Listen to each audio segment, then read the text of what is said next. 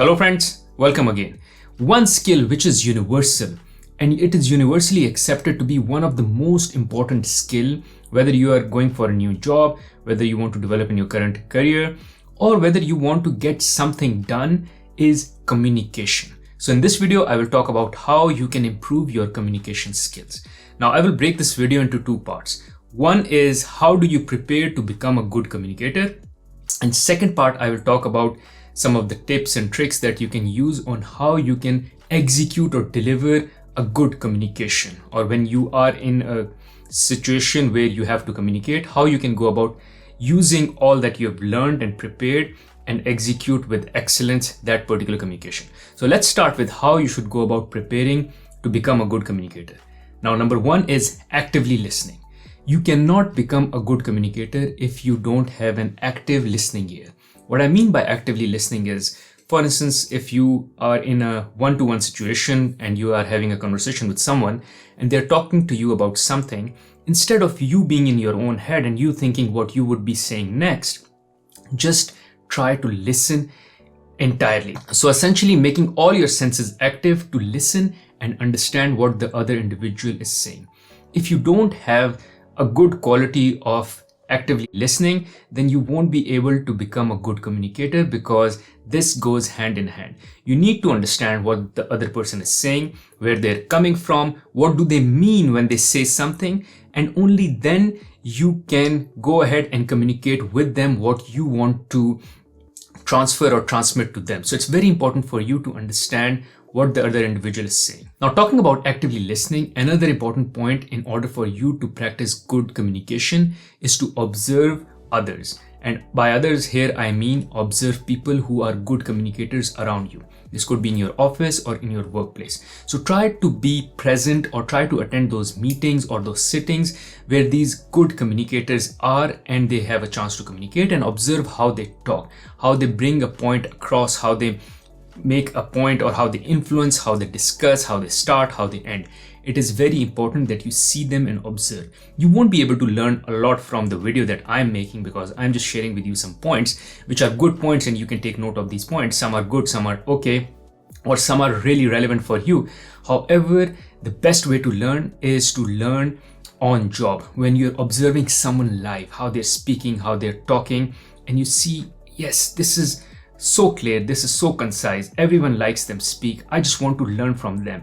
And what you can simply do is just copy them, just copy their best practices. So next time when you are communicating, just think how that particular individual would talk in this particular situation using the parameters they usually use when they have to communicate a point, and just copy it. Just copy paste those key values or key ways of communicating. Here, what I did was, in my workplace, that I would try to fit in any big meeting or any important meeting where I knew that there would be some strong communicators coming in. Even if my presence was not required in that meeting, I would just sit in that meeting, sit in the corner, just a fly on the wall, and observe people discuss, talk and communicate, and would learn from them, would just learn from observing them, how they would be talking, and admire certain traits that they would have or certain way of communication that they would have. Again, a couple of things that I will talk about in this video as well, and then learn from them. Like, just copy paste them. I would like, this is exactly how I want to communicate as well. This is one thing that I want to learn from this individual. This is another thing that I want to learn from this other individual, and just combine this together, copy them, and just replicate all that. Again, I will be sharing some of these points that I've learned from great communicators in my workplace, and the ones that I have copy pasted in my communication. So I will be sharing in the rest of this video. So keep watching. Now, in case you find any value from this video, I have to ask for you. One, press the like button, as this keeps me motivated. Second, press the subscribe button along with the bell icon so you get notified as soon as I put a new content on this channel. On this channel, I post content pertaining to financial and career success for early and mid-career professionals. Other than that, if you want to support me in making similar unbiased content, you can do so on my Patreon page. I will leave the link to my Patreon page in the description of this video. Now let's get rolling back into the video. Now, third, and one of the most important way for you to practice good communication is by writing. Yes, even if you are trying to improve your verbal communication, it begins with writing. Our ability to communicate effectively, even verbally, begins with how we structure our thoughts. And that is only possible through writing. Writing is the slowest form of expression that we as humans have. We think fast. We think faster than we write, and some of us even speak faster than they write. However, writing ends up being the slowest form of expression. It takes the longest amount of time because writing can never match that speed of thinking or speaking. And that is why writing is the most effective form of communication. So when we are writing, our brain trains us to select the most important and relevant thought out of all that is inside us. That process trains us to control our thoughts, structure our thoughts, and refine our thoughts altogether. So when we write, we effectively tell our brain that this thought is most important and hence let me only write this one. So all that mumbo jumbo is going in your head, all that rambling that is going in your mind is all filtered out when you are writing. You are writing only the most important and most effective part of the thought process that is going on in your head. And this way, you are making the entire thought very clear and concise. As a result, even when you are speaking verbally, later, you've trained your brain to sift through all the information, all the rambling that is in your head, and bring out the most important, relevant, and concise information. Again, this practice is only done through writing, and then it shows up its benefits while you're speaking. So write as much as possible in order to improve your communication and make it more and more effective. Now, last tip that I have around practicing to become a better communicator is try to find forums where you can effectively train yourself, like practice better communication. It could be a small presentation with your team, could be a team of 5 individuals. If you've done a lot of them, then try to move to 10 individuals. If you've done a lot of that, then try to move to a bigger group and try to communicate to them and talk to them. So this is how you will kind of step by step make the process or the difficulty level higher and higher. So you communicate, let's say starting with 1 to 1, then 1 to 2, 1 to 3, 1 to 5, 1 to 10, and make it bigger and bigger. This way you will kind of train yourself to become better and better communicator just by increasing the difficulty a little bit each time. It doesn't mean that every time you just have to jump the difficulty level. Maybe you take some time, stay at one difficulty level and then move to the next one.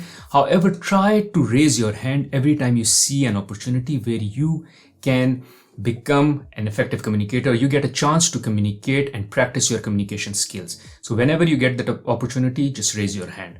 By the way, in case you don't get that opportunity in your workplace, what you can also do is you can also join groups outside your workplace where you can practice or train yourself to become an effective communicator. One thing that I did was I took up improv lessons outside of my work in the evening.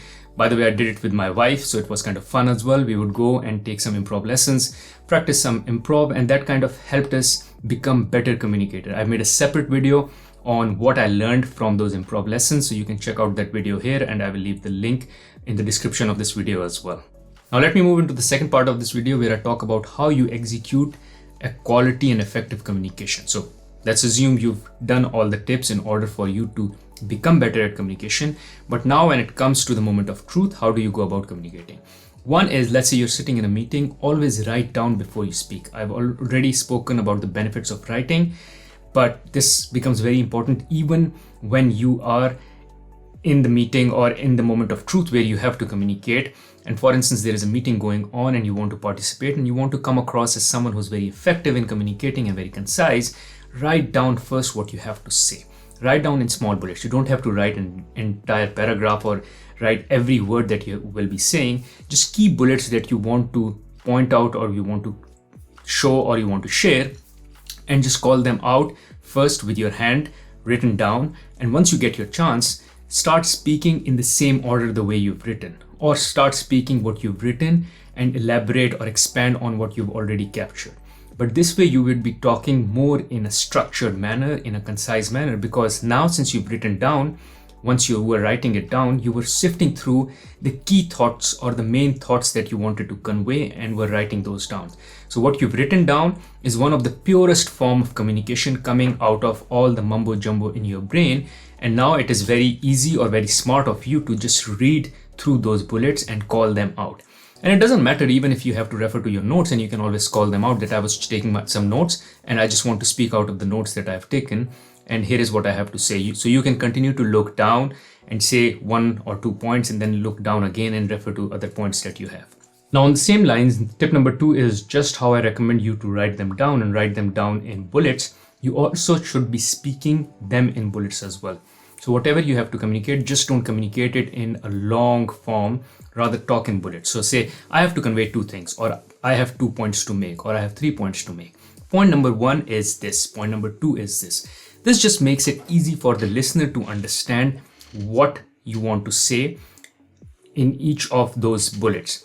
Talk about one thing, they've taken the note of that thing, they understood it, and now they know that you will be moving on point number 2 and point number 3. So in this way, they don't have to sift through all that you've said in the long form and pick out the relevant information that is important for them. Rather, you communicate it to them in a way or in those bullets which made it very easy for them to take note of. Now, this tip is even more relevant when you're interviewing, because when you're interviewing, the interviewer is taking notes. They want to make sure that they get the essence of what you're talking. So how about when you are giving your answer, you give them that essence, and that is only possible when you give them those bullets, because they won't be writing everything that you're saying. They just want to know exactly that one point that you were making and elaborating. So they will be taking note of that one particular point. So how about when you give your answer, you give your answer in those pointers, in those bullets. So it is very easy for them to take notes. Similarly, when you're doing this in meeting, it becomes very easy for the listener to understand and grasp what you're saying, because you are saying it in a very structured manner. You're saying it in bullets versus them trying to sift the information through the long form or long story that you've told them. Point number 3 is understand your audience. There would be different individuals who would require different level of details. Usually when you're communicating to senior management or someone who is a level or 2 level higher than you, they require less information and they require very top line key highlights that they can understand and they can take action on. So you need to be very concise with your information. You don't need to give them the entire analysis. So even if you worked on data sheets and data tables and did a lot of analysis, you can't bring all of that in front of them. You just have to give them the conclusion, the end answer.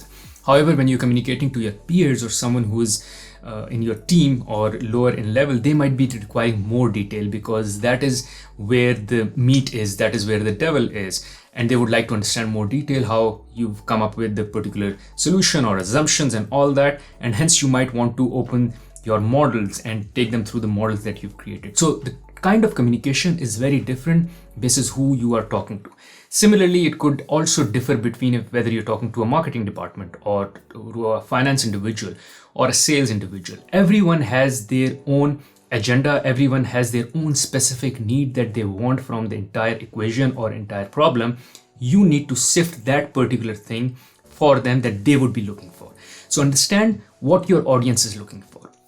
Another thing here important is to be in their shoes, which is think, if I am the finance individual, what are the things that I am looking for? If I am the marketing head or marketing individual or the sales head or the sales guy, what are the key things which are important for me? Maybe the profitability of that particular decision is not important to me if I'm the sales individual.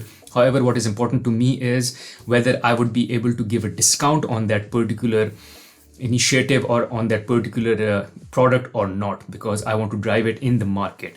So that is the most important thing for me. But this is only possible once you stand in their shoes and think, okay, what are the things which are important for them? And then try to play the communication, bringing that particular thing which is important to them as in the center of what you would be talking to them. Now, on the same lines comes the 4th tip, which I call the grandma rule.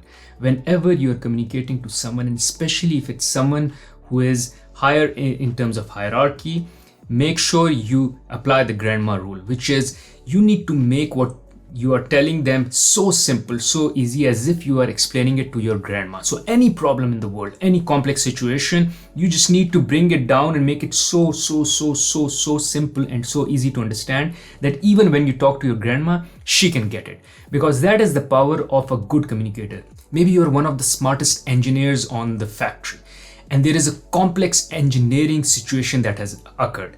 And I'm not an engineer. For me, it would be very difficult to understand all the chemical compositions or all the physical issues that have occurred in the factory. But now you have to explain to me what has happened, because I need to take down the impact of that situation into my financial books. Make sure you explain to me the way you would explain to your grandma, because I am almost your grandma in that scenario, because I don't understand the chemical issue or the physical issue that has happened in the plant. So make it very simple, very easy for someone like me. Again, this applies when you're also giving interviews. There are times when you're giving an interview to an individual in the company who's not from the same function as yourself. Maybe you are an engineer and there's a finance individual taking your interview. How do you explain them a situation where you led a project which was complete engineering project? Again, it may have a lot of physical or chemical technicalities which the finance guy may not understand at all. So make it so simple for them, as if you're speaking to your grandma and explaining to them. Now, last but not the least, whether you're practicing or delivering, one thing that is very critical for you to improve is the feedback loop. So make sure people you trust, you consistently or constantly ask them for feedback, maybe over every quarter, every month, every 6 months, every year. Just try to understand that you were trying to get better at communication, make it more clear, make it more concise, make it more relevant. Do they see that change in you or not? Or maybe once you've done a particular communication, attended a particular meeting where you spoke about something, or you delivered a certain presentation, it would be nice to just catch a few folks from the room after the meeting has ended and ask them how you did. What are the things you can improve? Or what are the things that you can just keep doing? Or what are the things you should just stop doing at all? That way you'll get a feedback loop with regards to what you're trying to do. So whatever you're trying to do, is it even working or not? That is only possible to know once you start getting that feedback. Now, thank you for watching this video. Hopefully after watching this video, you will be able to now take a few tips from this video and become a better communicator. In case you found value from this video, I'm sure you'll find value from another video on my channel where I talk about how you can stand out in a meeting in your workplace. Check out that video here. Other than that, there is another video which I've made where I talk about how to manage your manager, a very important skill at workplace. You can check out that video here. Thank you.